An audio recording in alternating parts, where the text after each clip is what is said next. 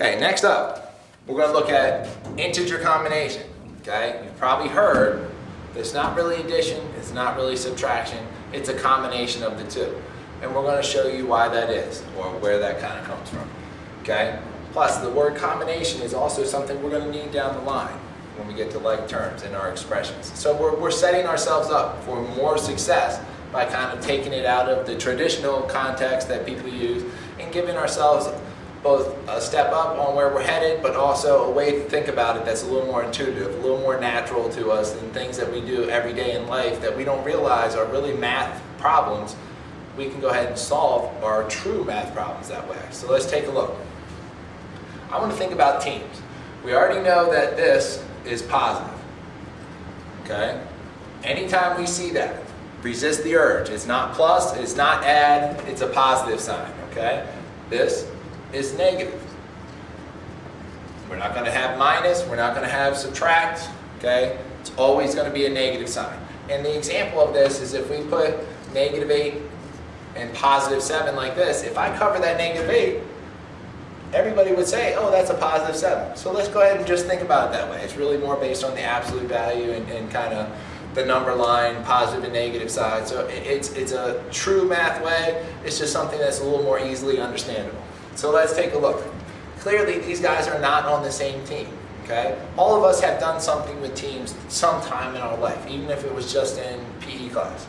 So here we understand that these two must be competing against each other. These teams, it should be a competition, okay? So just naturally, we all can understand, oh wow, that team should win. They have more, okay? Whether it's more goals, more runs, whatever it is, they have more.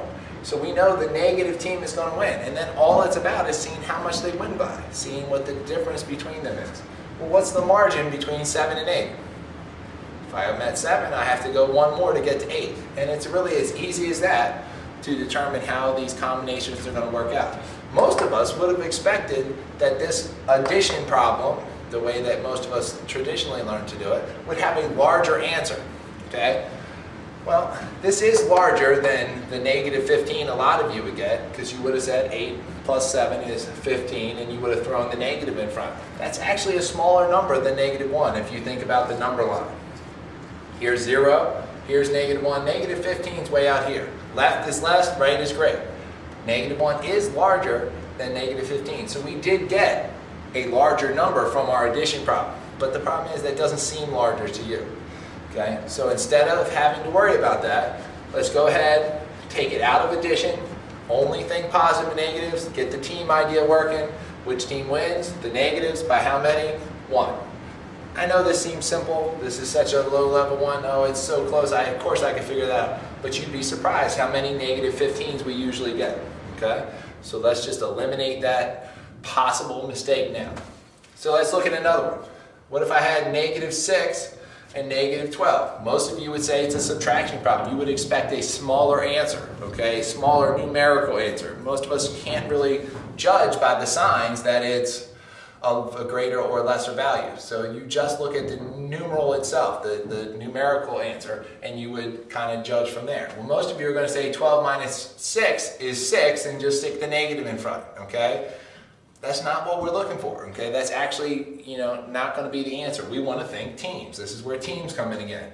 These guys would be on the same team, okay? It's like Ravens showing up to meet other Ravens, Redskins showing up to meet other Redskins, Steelers showing up to meet other Steelers. Whatever team you want to put into this idea, use that. Help yourself by giving yourself a head start using ideas you already have from life. Everybody can kind of put together that, oh, if I have some of the same thing joins more of the same thing, there's going to be more of them.